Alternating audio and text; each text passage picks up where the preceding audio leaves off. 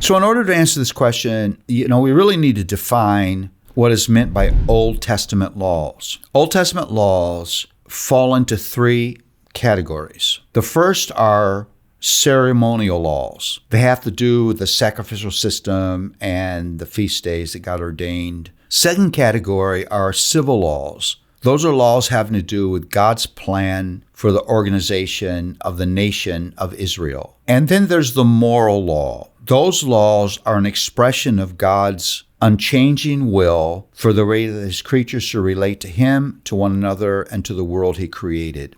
Now, God had always planned before the foundation of the earth that the ceremonial sacrificial system would be temporary, and at a certain point in the time, replaced by the person and work of Jesus. Also, obviously, the civil law having to do with Israel as a nation are no longer needed because the church is the new Israel. So that leaves us with God's moral law, like the Ten Commandments.